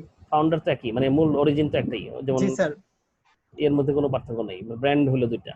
প্রথমে প্রাণ নামে একটা ব্র্যান্ড করছিল, পরবর্তীতে এই আরএফএল নামে একটা ব্র্যান্ড করে। জি তো স্যার। এনিওয়ে, বাংলাদেশের উদাহরণগুলো খুঁজলে সহজ করে আপনি পাবেন হলো আনরিলেটেড ডাইভার্সিফিকেশন অনেক। আর ইন্টারন্যাশনাল ব্র্যান্ডগুলো ইউজ করলে দেখবেন আপনি, তারা সাধারণত ডাইভার্সিফিকেশন তো সবাই চায়। তো আমাদের দেশে হয় কি, যে ব্যবসা করতে পারে, ব্যবসা করার জন্য যা যা দরকার, সাপ্লাই চেইনটা ম্যানেজ করতে হয়, যেখান থেকে প্রোডাক্ট আসবে, প্রোডাক্ট মার্কেটে আসবে, চেইনটা একটা চেইন, এবং পরবর্তী ডিস্ট্রিবিউশন চ্যানেল, এটা যারা রপ্ত করে ফেলতে পারছে, তারা এখন যে কোনো ব্যবসা করতে পারে। বুঝা গেছে? তো ব্যবসায়ী মানে আমাদের দেশের এক্সপার্টিজ না, কিন্তু ব্যবসায়ী মানে হলো এইসব ম্যানেজ করার এক্সপার্টিজ, যার কাছে পলিটিক্স ম্যানেজ করতে পারছে, লোকাল পলিটিক্স ম্যানেজ করতে পারছে, পাশাপাশি ওই যে লোকাল লোকজন, গভর্নমেন্ট, এদেরকে ম্যানেজ করতে পারছে, তো তারা যে কোনো ব্যবসায়ী করতে পারবে। দেশীয় কথা বলছি। আর ইন্টারন্যাশনালি চিন্তা করা হয় যে এইরকম ম্যানেজ তো করা লাগে না, সব জায়গায় এস্টাবলিশড আছে, সবাই চাইলে পারে, কিন্তু আমার এক্সপার্ট, আমি এই প্রোডাক্টটা ভালো বানাতে পারি, এই প্রোডাক্টের ব্যাপারে আমরা অভিজ্ঞতা আমাদের আসে, আমাদের এই ডেইরি প্রোডাক্ট আমরা 100 বছর অভিজ্ঞতা আছে, ফলে আমাদের মতো ডেইরি প্রোডাক্ট প্রডিউস করতে পারবে না। ফলে তাদের ডাইভার্সিফিকেশনটা যেটা হয়, রিলেটেড হয়, কারণ তারা চায় যে আমার এই এক্সপার্টিজের মধ্যে থেকে আমি আরেকটু যোগ করলাম, ইয়ে করলাম। এই কারণে ইন্টারন্যাশনাল সাধারণত ডাইভার্সিফিকেশন হলে সাধারণত রিলেটেড হওয়াটাই যৌক্তিক, কিন্তু রিলেটেড সবাই করে না। রিলেটেড আমাদের দুই রকমই প্রচলিত আছে। আচ্ছা, যৌক্তিক অযৌক্তিকের কথা শেষ, আমাদের স্ট্র্যাটেজিটা বোঝা গেলেই হলো। আশা করছি বুঝতে পেরেছেন, তাই না? জি স্যার। আর কি কি স্ট্র্যাটেজি বাকি আছে? একটা group defensive strategy sir.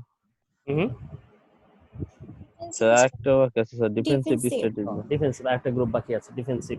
Defensive স্ট্র্যাটেজিতে আছে তিনটা। ডিফেন্স অনেক রকমের আছে, হালকা ডিফেন্স, ভারী ডিফেন্স, আর ছেড়ে দে মা খেদে পাচ্ছি, অর্থাৎ একেবারেই বিদায় হয়ে গেলেন। ডিফেন্সের মধ্যে হালকা হলো যেটা হলো, প্রথমটা আমরা বলছি রিট্রেঞ্চমেন্ট। রিট্রেঞ্চমেন্ট স্ট্র্যাটেজি হলো কস্ট কন্ট্রোল করা। কস্ট কন্ট্রোল বললে কস্ট রিডাকশন। কন্ট্রোল তো শব্দটা পজিটিভ, যে কেউ কস্ট কন্ট্রোল করতে চাইবে, ভালো মন্দ, এতে ডিফেন্সের কোনো বিষয় নেই। কিন্তু কস্ট কার্ভ করা, কস্টটাকে কমিয়ে আনা, কস্ট রিডাকশন। তো কস্ট রিডাকশনের ক্ষেত্রে যে জিনিসটা হয়, আমাকে আমি চাইবো যেখানে খরচ কম হবে আমি এইভাবে যাব, ভাই এখন আমার হাত ভালো না, এখন সময় ভালো না, আমি এত খরচ করতে পারবো না। আগে কর্মচারী বেতন বেশি দিতেন, এখন কম কম দিব। আগে সেক্ষেত্রে কি প্রোডাক্টের কোয়ালিটি বিবেচনা করা হয় না?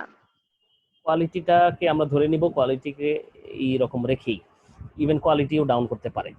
কোয়ালিটি শব্দের অর্থ যেটা হলো প্রাইস আর কোয়ালিটি, মানে প্রোডাক্টের সাথে প্রাইসের রেশিওটা। প্রাইস আপনি কমিয়ে দিলে, কোয়ালিটি কমিয়ে দিলে কি সমস্যা? তাহলে তো কোনো আসলে কিছু আসে যাচ্ছে না। কিন্তু এক্সিস্টিং প্রাইস রেখেই ভেতরগত কোয়ালিটি আপনি কমায় দিতে পারেন, সেই ক্ষেত্রে আপনার কস্ট কমবে। খরচ যেখানে কমবে, কোয়ালিটি যদি কম্প্রোমাইজ করে করতে হয় তো করে হবে, না করে যদি পারেন তো আরো ভালো। কিন্তু খরচ কমানোটা হলো এখানে বিবেচ্য বিষয়, কোয়ালিটি এখানে ডাজন্ট ম্যাটার। আপনি দেখবেন যে আমাদের সমোসা সিঙ্গারার সাইজ দাম বেড়ে গেলে ছোট হয়ে যায়, তাই না? ওরা ঠিক একই কথা। সেই ক্ষেত্রে যেটা হয়, ওরা রিট্রেঞ্চমেন্টে গিয়েছে, ওরা 5 টাকার বেশি পাবে না, তো 5 টাকা দিয়ে একটা সমোসা পাওয়া যাবে, তো 5 টাকা দিয়েই তো পেতে হবে, ওরাই সাইজটা ছোট করে দিল, খরচটা কম হয়ে গেল ওদের, তো ওরা বেঁচে গেল, টিকতে পারলো। অথবা খরচ হয় 6 টাকা, আপনি 5 টাকায় বিক্রয় করলে তো এইভাবে তো আর টিকতে পারবেন না, আপনার কিছু না কিছু করতে হবে নাকি? ওদের এটা দোষ কিভাবে বলবেন? আপনাকে তাকে বাঁচতে হলে তাকে 6 টাকা খরচ করলে হবে না, কারণ আয় করতে পারবে 5 টাকা, তো সে 4 টাকা খরচ আনতে হবে। 6 কে 4 আনা, আমাদের এই যে পুরো যে ম্যানেজমেন্ট অ্যাকাউন্টিং, পুরো যে আমাদের কস্ট অ্যাকাউন্টিং, তো এটাকে ঘিরেই কিভাবে খরচটাকে কম খরচে আমরা ভালো প্রোডাক্ট দিতে পারি। এর আরো কিছু উদাহরণ রিট্রেঞ্চমেন্ট হতে পারে, কর্মী ছাঁটাই, যেটা অন অফ দ্য, আমাদের কিছু আননেসেসারি কর্মচারী আমরা রেখে থাকি, এটা সাধারণত অনেক প্রফিট হতে থাকলে হয়ে থাকে। যখন ডিফেন্সিভে যায় তখন সবার আগে যে কাজটা হয় সেটা হলো কর্মী ছাঁটাই করা হয়। ডিফেন্সিভ স্ট্র্যাটেজির কর্মী ছাঁটাই করা একেবারে নাম্বার 1, মানে তাদের প্রথম পছন্দ লোকজনের, কোম্পানিগুলো।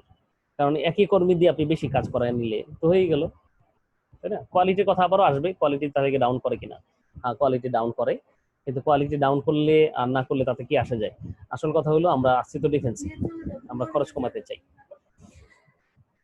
বোঝা গেছে কথাটা? কি বললাম? কিভাবে রিট্রেঞ্চমেন্ট করা যেতে পারে বলেন? স্যার কস্ট রিডাকশন করে। রিডাকশন করে, খরচ রিডাকশনের জন্য প্রোডাক্টের মধ্যে কম খরচে প্রোডাক্ট প্রডিউস করার কথা বলা হচ্ছে, কর্মী ছাঁটাইয়ের কথা বলা হচ্ছে, না? জি স্যার। জি স্যার। অনেকে আর&ডি বন্ধ অফ করে দেয়। ওই যে আমাদের জেনারেল ট্রাম্প, না, ওই যে রিসার্চ এন্ড ডেভেলপমেন্ট, আর ডোনাল্ড ট্রাম্প উনি সিদ্ধান্ত নিচ্ছে যে না, এইসব কথা চলবে না, জলবায়ুর খরচের কি দরকার, এই কবে পৃথিবী ধ্বংস হবে, এই জন্য আমি এখন থেকে জলবায়ুর ফান্ড কোনো দরকার নেই। অর্থাৎ ভবিষ্যতের কথা না ভেবে এখন আপাতত নিজে বাঁচার কথা চিন্তা করি। তো সাময়িক চিন্তা ভাবনা করা, আর&ডি তো একটা লং টার্ম চিন্তা ভাবনা, তো আর&ডি খরচটাও কমানো যেতে পারে। আচ্ছা, এই সব পদ্ধতি আপনাদের, এইগুলোকে আমরা বলছি রিট্রেঞ্চমেন্ট স্ট্র্যাটেজি।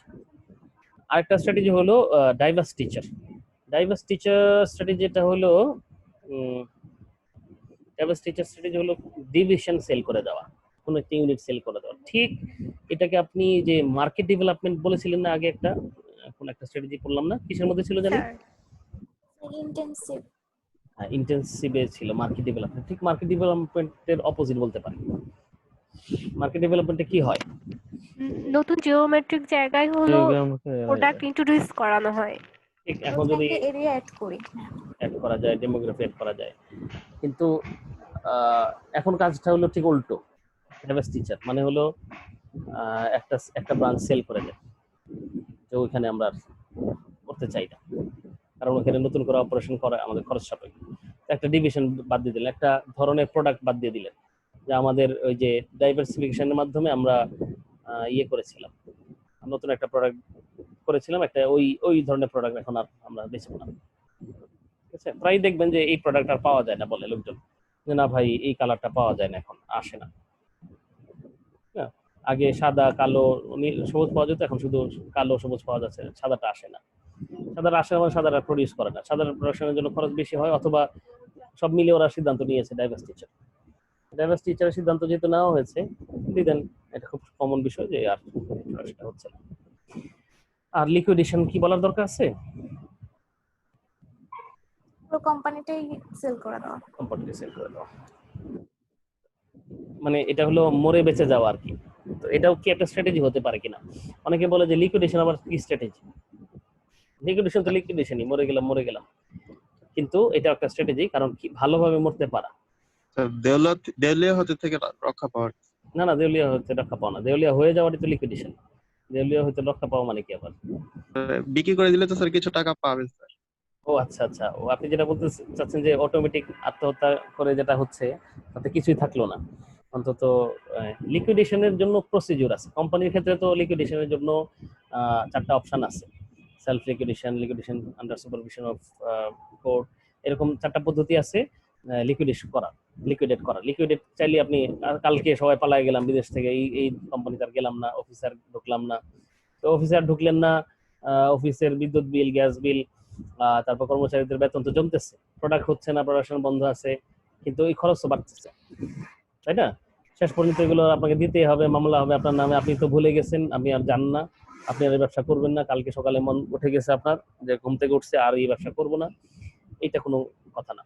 কাল ঘুম থেকে উঠে ব্যবসা করবো না বলা চলবে না। ব্যবসা করবো না এই কথা বলার পরেও আপনাকে একটা প্ল্যান করতে হবে যে হাউ আই ক্যান লিকুইডেট। এটা একটা প্ল্যান হবে, এটা একটা স্ট্র্যাটেজি হবে, যে লিকুইডেশনই আমাদের স্ট্র্যাটেজি। বোঝা গেছে কথাটা? যে লিকুইডেশন স্ট্র্যাটেজি, আমার মনে হয় 11টা স্ট্র্যাটেজি আমাদের ক্লিয়ার, কিন্তু আজকে চ্যাপ্টারটা শেষ করতে পারছি না। বলা যায় একটু চেষ্টা করি। চ্যাপ্টারের আরো কয়েকটা 5টা স্ট্র্যাটেজি আছে 11-র বাইরেও। মাইকেল পোর্টারস 5 জেনারিক স্ট্র্যাটেজি, সেটা পেজ হলো 149, দেখেন পান কিনা। Michael Porter's 5 generic strategy. আমরা 11টা অল্টারনেটিভ স্ট্র্যাটেজি পড়ছি, এর বাইরে এটা সাধারণভাবে জেনারেল অল্টারনেটিভ। আর এখন কয়েকটা জেনারিক স্ট্র্যাটেজি আমরা পড়বো। জেনারিক শব্দের অর্থ হলো, জেনারিক শব্দটা বোঝেন মনে হয় না? কোথায় জেনারিক পড়ে শুনেছেন আগে? জেনারিক, জেনারিক মানে কি?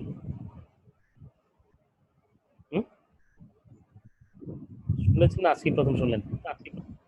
আজকে প্রথম? হ্যাঁ, স্মার্ট হলে তো আজকে প্রথম বলবেন না। আমি তো কয়েকবার বলে ফেললাম, আপনি আজকে প্রথম কিভাবে হয়? আচ্ছা, জেনারিক মানে হলো একটা জিনিসকে যখন একাধিক ভাবে ইউজ করা যায় তখন এটাকে আমরা জেনারিক বলি। যেমন ইউএসবি কেবল, এটাকে জেনারিক পোর্ট বলা হয়, কারণ এটা ইউএসবি তো আপনি জানেন, ইউএসবি পোর্ট দিয়ে আপনি চাইলে যে কোনো কিছু কানেক্ট করতে পারেন, তাই না? আপনার সিডি ড্রাইভ, সিডি পোর্ট, আপনার পেন ড্রাইভ, আপনার প্রজেক্টর, সবকিছু আপনি এটা দিয়ে কানেক্টেড করতে পারেন, তাই না? বোঝা গেছে? এক ধরনের এখন অ্যাডাপ্টার মানে চার্জার পাওয়া যায় ফোনে, ওখানে আপনি ইউএসবি লাগানো থাকে, আপনি যে কোনো চাইলে যে কোনো চার্জার এখানে যোগ করতে পারেন, শুধু অ্যাডাপ্টারটা আলাদা হয়ে গেল, এই জন্য এটাকে আমরা জেনারিক বলি। তো ঠিক মাইকেল পোর্টারের একই রকম 5টা জেনারিক স্ট্র্যাটেজি আছে। 5টা জেনারিক স্ট্র্যাটেজিকে ওরা আবার 5টা জেনারিক স্ট্র্যাটেজিকে নাম দিয়েছে, ওরা কোনো নাম দেয়নি। ওই যে type 1, type 2, type 3, type 4, type 5, এখানে 5টা স্ট্র্যাটেজি। 5টা স্ট্র্যাটেজির নাম বলেন, যেমন পোর্টারসের 5 জেনারিক স্ট্র্যাটেজি কি কি? টাইপ 1, টাইপ 2, টাইপ 3, টাইপ 4, সহজ হয়ে গেল না? যত সহজ হলো ততই জটিল হইলো, কারণ আগের যে কথাগুলো ইন্টেন্সিভ নামগুলো শুনলেও তো কিছু বোঝা যায়, নাম যখন মুখস্থ থাকবে তখন ওটাতে কিছু না কিছু লেখা যায়। টাইপ 1, টাইপ 2 একজন সব টাইপ 1, টাইপ 2, টাইপ 5 লিখে ফেলে, এর ব্যাখ্যায় আর কিছু লিখতে পারে না। তো এনিওয়ে, তারপরে 5টা নাম তো হইলো। এই 5টা টাইপ শেখার জন্য পোর্টার সবচেয়ে ভালো যে জিনিসটা লাগবে, যে এটারে আবার এই টাইপগুলোকে আবার টাইপ করা হয়েছে। 5টা স্ট্র্যাটেজিকে 3টা ভাগে ভাগ করেছে, হ্যাঁ 3টা ধরনে ভাগ করা হয়েছে। একটা হলো cost leadership, differentiation and focus, আর একটা ফোকাস। হয়তো ভালো আছে, সবাই কি ভালো আছে। তো কস্ট লিডারশিপ স্ট্র্যাটেজির মধ্যে আছে হলো টাইপ 1, টাইপ 2 আছে। এটা কোথায় সবচেয়ে ভালো দেখা যায় আমি বলি, দাঁড়ান বইয়ের পেজ, হ্যাঁ 150 পেজে একটা ফিগার দেওয়া আছে 5.3 Porter's 5 Generic Strategies। ঠিক আছে, খুবই ভালো, মানে কি বলবো, খুবই ভালো। তবে এইটা পরীক্ষা এই এই হিসেবে যদি আসে, কিভাবে আসতে পারে যে how you can relate market size with generic strategies. পর্টারের যে মাইকেল পর্টারের 5 জেনেরিক স্ট্র্যাটেজি কিভাবে মার্কেট সাইজের সাথে রিলেট করা যায়, এটা দিলে এই গ্রাফটা দিয়ে দিতে হবে। এই বক্সটা খুঁজে পেয়েছেন? জি স্যার। সবার তো বই নাই, কিভাবে খুঁজে পেলেন সবাই? অন্যদের কি অবস্থা? শুভ কি অবস্থা, পেয়েছেন? জি স্যার পেয়েছি। বই আছে? জি স্যার। ভাগ্য আমার। আর আদিতকার, ইকরাম পেয়েছেন? স্যার পাই নাই স্যার, আমি বের হয়ে গেছিলাম স্যার নেট প্রবলেমের কারণে। নেট প্রবলেম আছে, বের হয়ে গেলে সমস্যা নেই, কিন্তু বই কি আছে আপনার কাছে? স্যার বই আছে স্যার, কত পৃষ্ঠা বললেন? 150 যদি 15th এডিশন হয়ে থাকে, আশা করছি 15th হবে।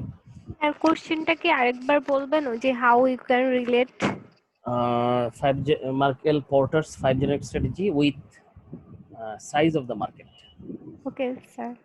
তার মানে আপনাকে জিজ্ঞেস করা হতে পারে যে পর্টারের যে 5টা জেনেরিক স্ট্র্যাটেজি, এর সাথে মার্কেট সাইজের কি সম্পর্ক, এটা জানতে চাওয়া যেতে পারে। তখন আপনি এই সুন্দর করে এই বক্সটা এঁকে দেবেন।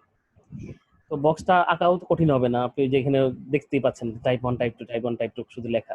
কিন্তু যে জিনিসটা আপনাকে বুঝতে হবে যে 5টা ধরনের স্ট্র্যাটেজি বুঝতে হবে, যে টাইপ 1 আর টাইপ 2 এই দুটাই হলো কস্ট লিডারশিপ টাইপের ব্যাপার, আর টাইপ 3 হলো ডিফারেন্সিয়েশন, আর টাইপ 4 এবং টাইপ 5 হলো ফোকাস। আচ্ছা আগে বলি কস্ট লিডারশিপটা কি। কস্ট লিডারশিপটা তো আপনি বুঝতেই পারেন যে আমি কস্টের হিসেবে উই অলওয়েজ লো প্রাইস। তাদের জানি একটা মোটো আছে, স্লোগান না মোটো কি বলে, মোটো স্লোগান, এগুলো মনে আছে?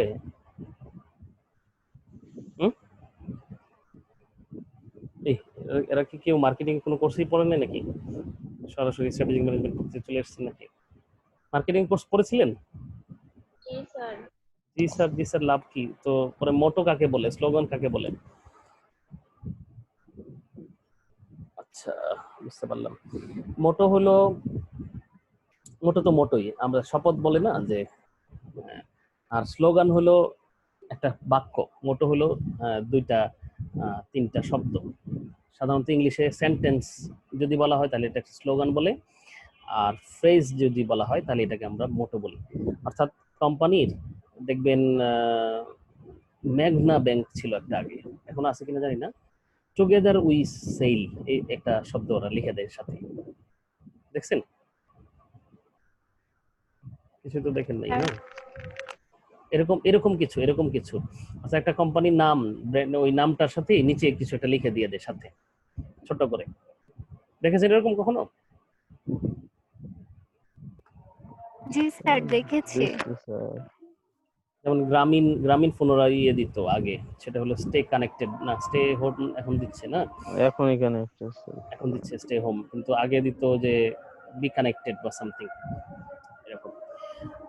এই শব্দগুলোকে আমরা স্লোগান বা মোটো বলি। তো স্লোগান বলা হয় যদি একটা শব্দ বাক্যে বলা হয়, আর মোটো বলা হয় যদি একটা শব্দে বলা হয়।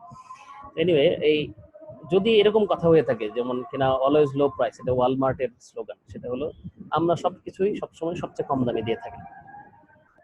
মানুষ দোকানে গেলে বলবে যে আমার চেয়ে কমে যদি কোথাও পান নিয়ে যান, এটা তাদের স্লোগান, যে ভাই আমার চেয়ে কমে কেউ দিতে পারবে না। এই কথাটাই যদি ব্র্যান্ডিং হিসেবে কেউ করে যে আমরা কস্টের লিডার, আমাদের চেয়ে কমে কেউ প্রোডাকশন করতে পারে না, আমরা লার্জ স্কেলে করে দিই, ফলে আমরা করতে পারি, আমাদের কোম্পানি টেকনোলজি অনেক ভালো, ফলে আমরা কমে পারি। তো এইভাবে যদি এস্টাবলিশ করে মার্কেটে নিজেকে, তাহলে এই স্ট্র্যাটেজি, এটাকে আমরা বলছি কস্ট লিডারশিপ স্ট্র্যাটেজি। তো কস্ট লিডারশিপের 2 রকম আছে, একটা হলো লো কস্ট। প্রোডাক্টের কোয়ালিটি যেরকম হয়, এখন বর্তমানে যেরকম চাইনিজ প্রোডাক্ট বলতে যেটা বোঝায়, চাইনিজ প্রোডাক্ট মানে কম দাম, জিনিসও না হয় খারাপ হোক, তারপর কমে তার চেয়ে কেউ দিতে পারবে না।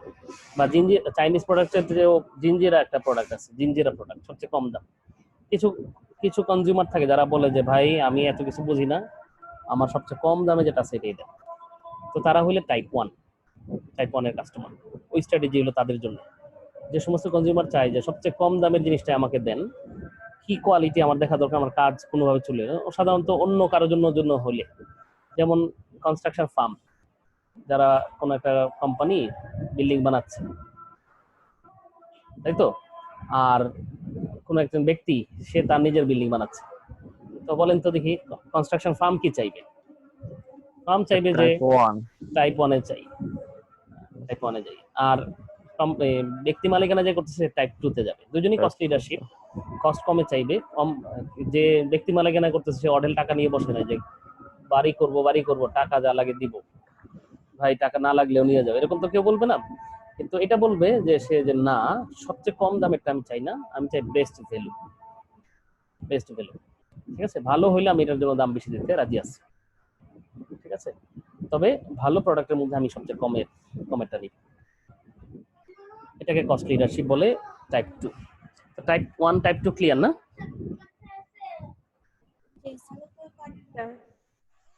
কেউ ক্লিয়ার না, তারপর আমাদের ক্লাস শেষ করতে হবে। সুতরাং টাইপ 3 সহজ, একটাই ডিফারেন্সিয়েশন, উই আর ডিফারেন্ট, আমরা ডিফারেন্ট প্রোডাক্ট দিয়ে থাকি, কমন প্রোডাক্ট নাই আমার। আপনি যদি রিকশায় ওঠার পরে রিকশাওয়ালার শার্টটা আপনার শার্টটা একই হয়ে যায়, তো আপনি যত দামি কিনে থাকেন সেই লিডারশিপ আর চলবে না, বেস্ট ভ্যালু হোক আর লো কস্টে হোক, আপনার কাছে মনে হবে যে ভাই রিকশাওয়ালার শার্টটা আর আমার শার্টটা এক হয়ে গেছে, তো আর কোনোভাবে এটা বেস্ট ভ্যালু কিন্তু আর তখন আর রইল না। তখন আপনি বলবেন যে না, ম্যাচ করা যাবে না, ইউনিক চাই আমি। তো ইউনিক যারা চায় তাদের জন্য আমরা বলছি ডিফারেন্সিয়েশন, ডিফারেন্ট প্রোডাক্ট আমরা দিচ্ছি। আরেকটা হলো টাইপ 4 এবং টাইপ 5, এই দুইটাই হলো ফোকাস গ্রুপ। ফোকাস গ্রুপ হলো যাদের জেনারেল চাহিদার বাইরে বিশেষ চাহিদা সম্পন্ন লোকদের জন্য প্রোডাক্ট যে প্রোডাকশন হয় সেটাকে আমরা ফোকাস গ্রুপ বলি। যেমন কিনা অটিস্টিক বাচ্চাদের জন্য কোনো প্রোডাক্ট, এটা তাদের মতো করেই করতে হয়। টেইলর, যারা টেইলর, যেমন কিনা টেইলর থাকে, ডক্টর, ঠিক আছে, ক্লিনিক, বুঝতে পারছেন কাদের কথা বলছি? হ্যালো, জি স্যার। মানে বিষয়টা কি, এটা সাধারণভাবে একটা প্রোডাকশন করে সবাইকে ছেড়ে দিলেন, ব্যাপারটা এরকম না, আসেন ভাই নিয়ে যান, এরকম না। আপনি আসেন, আপনাকে দেখি, আপনার কি সমস্যা, আপনার জন্য এটা। আপনি আসেন, আপনাকে আলাদাভাবে দেখি, আপনার জন্য এটা। কাস্টমারের চাহিদা অনুযায়ী, হ্যাঁ, এটা ইন্ডিভিজুয়াল কাস্টমার টু কাস্টমার এটা ভেরি করবে। তো কাস্টমার টু কাস্টমার ভেরি করার কারণে আমরা এটাকে বলছি ফোকাস, তাই তো, ফোকাস। তো ফোকাস স্ট্র্যাটেজি, অনেকের জন্য এই ফোকাস স্ট্র্যাটেজি যেতেই হয়। যেমনটা আমরা বললাম, টেইলর, একটা দোকানে গেলেন, আপনার জামা বানাবেন, তো আপনি বললো যে ভাই জামা আছে, আপনার নিয়ে যান, ভাই নিয়ে যান, জামা নিয়ে যান, ভাই এটা আমার ফিট হবে না, ভালো হবে না, আমি আমার মাপ চাই, মাপ মতো বানাবো, তো এরকম। ঠিক আছে, হোটেলে গেলেন, তো আপনার জন্য। তো এইভাবে টাইপ 4 এবং টাইপ 5। তো ঠিক আছে, আশা করছি এটাও পেরে গেছেন। আমাদের এই চ্যাপ্টারটা এখানে শেষে আরো কয়েকটা means of for achieving strategy আছে একটা 153 তে, এটাও পড়বেন। কিভাবে স্ট্র্যাটেজি অ্যাচিভ করা যায়। স্ট্র্যাটেজি অ্যাচিভ করার জন্য কোঅপারেশন প্রয়োজন হয় কোম্পানির মধ্যে, জয়েন্ট ভেঞ্চার বা পার্টনারিং যেতে হয়, অনেক সময় মার্জারে যেতে হয়। কিছু অ্যাডভান্টেজের কথা বলা আছে, যারা আগে স্ট্র্যাটেজিটা নিয়ে থাকে তারা বেশ কিছু সুবিধা পেয়ে যায়, যেন ফার্স্ট মুভার অ্যাডভান্টেজ বলে একটা কথা আছে আমাদের এই চ্যাপ্টার, এটা ইম্পর্টেন্ট কথা, স্ট্র্যাটেজিক ম্যানেজমেন্টে ফার্স্ট মুভার অ্যাডভান্টেজ, প্রথম যে অ্যাকশন নিয়েছে তার কিছু সুবিধা পাবে। এই অ্যাডভান্টেজ গুলো আবার কিছু রিস্কও আছে, ফার্স্ট মুভার অ্যাডভান্টেজের সাথে সাথে কিছু ডিসঅ্যাডভান্টেজ আছে, এগুলো দেখবেন। আর strategic management in non profit and government organization, non profit organization আর গভর্নমেন্ট অর্গানাইজেশন কিন্তু প্রাইভেট ফার্মের মতো কাজ করতে পারে না। প্রফিট প্রাইভেট ওরিয়েন্টেড ফার্মের জন্য যেরকম স্ট্র্যাটেজি নিয়ে থাকে তারা কিভাবে এগোয় না, কারণ তাদের প্রফিট উদ্দেশ্য না, তাদের উদ্দেশ্য হলো ভ্যালু দেওয়া, ওয়েলফেয়ার উদ্দেশ্য। ওয়েলফেয়ার যেহেতু উদ্দেশ্য, তাদের স্ট্র্যাটেজি সাধারণত একটু ডিফারেন্ট হয় then the private profit oriented firms. ঠিক আছে, এই পর্যন্ত আজকে ক্লাস, তাহলে আমরা ক্লাস ক্লোজ করছি। নেক্সট চ্যাপ্টার 6 এর বিষয়বস্তু হলো যে আমরা যে 11 অল্টারনেটিভ আর 5টা জেনারিক 16টা স্ট্র্যাটেজি পড়লাম, এই 16টা স্ট্র্যাটেজি কার জন্য, কোন ফার্মের জন্য কোন স্ট্র্যাটেজি হবে, এটা একটা কিছু ম্যাথমেটিক্স আছে, কিছু টেবিল ম্যাট্রিক্স করে আমরা সিদ্ধান্ত জানাতে পারবো। সাধারণত এখান থেকে ম্যাথ আসে পরীক্ষায়, যে আপনাকে কিছু দিয়ে দেওয়া হলো, ইন্ডিকেটর দিয়ে দেওয়া হলো, এটা স্কোর দিয়ে দেওয়া হলো, এখন বলা হবে যে আপনি কোন স্ট্র্যাটেজি নেবেন। তো তো অল্টারনেটিভ স্ট্র্যাটেজি চুজ করার প্রস্তাব এবং কেন এই স্ট্র্যাটেজি হবে এইসব বিষয় থাকবে। চ্যাপ্টার 6 একটা দিন ক্লাস ভালো একটা সময় নিয়ে করতে হবে, ফুল ক্লাস। বাকি এরপরে আর কোনো ফুল ক্লাস হবে না ইনশাল্লাহ, আমরা ওই যে অ্যাসাইনমেন্ট নিয়ে করে দিব ইনশাল্লাহ। তো আমাদের অ্যাসাইনমেন্ট দেওয়া আমার কাজ। আমি অ্যাসাইনমেন্ট দেওয়ার সময় আপনাদেরকে অ্যাসাইনমেন্ট সাবমিশন ডেট বলে দিব এবং ওই ডেটেরই কয়েকদিন পরে, দু একদিনের মধ্যে ইনশাল্লাহ ক্লাস হবে। ঠিক আছে, আপনাদের কোনো প্রস্তাব থাকলে বলতে পারেন যে কতদিন সময় দিলে ভালো হয় একটা চ্যাপ্টারের অ্যাসাইনমেন্ট করার জন্য। স্যার সাবমিশন ডেটটা একটু বেশি হলে বেটার হয়, কারণ আমরা তো নতুন একটা সেমিস্টার শুরু করছি, সাথে 5টা কোর্স ক্লাস করতে হবে। তারপর স্যার অনেক স্টুডেন্টরা এখনো ঢাকা যায় নাই, হ্যাঁ। সুতরাং বইয়ের ব্যবস্থাটা এখনো হয় নাই স্যার। হ্যাঁ সুতরাং স্যার, একটু বেশি হলে আর কি, মানে টাইমটা একটু বেশি হলে। বেশি মানে কি, এক সপ্তাহ? স্যার গ্রুপ দিলে ভালো হয় স্যার, গ্রুপ অ্যাসাইনমেন্ট। গ্রুপ হলে ভালো হয়, কারণ গ্রুপ হলে আমি না করলেও চলবে, খারাপ না। এনিওয়ে আর কি, আমার অ্যাসাইনমেন্ট গ্রুপেই দিবেন। এই মুহূর্তে আমি সবাইকে অনেকে তো স্যার জানে না স্যার, সবাইকে স্যার না, আমার কি অসুবিধা, গ্রুপ হলে আমার কাজ হয়ে গেল, গ্রুপ হলে আমার দেখার প্রেশারও কম হয়, সবাইকে দেখতে কষ্ট হয়। তো ঠিক আছে, ইনশাআল্লাহ দেখা যাক, পরে আমরা আলোচনা করে নিব ইনশাআল্লাহ। আর যদি কোনো ইস্যু থাকে, আপনাদের সাথে যোগাযোগের ভালো পদ্ধতি কি? স্যার আপনি চাইলে একটা মেসেঞ্জার গ্রুপ খুলতে পারেন এই কোর্সের জন্য। আপনারা কি একজন খুলে আমাকে অ্যাড করে নেন মেসেঞ্জার। ঠিক আছে স্যার। Thank you. হ্যাঁ, আসসালামু আলাইকুম। আসসালামু আলাইকুম। ওয়ালাইকুম আসসালাম।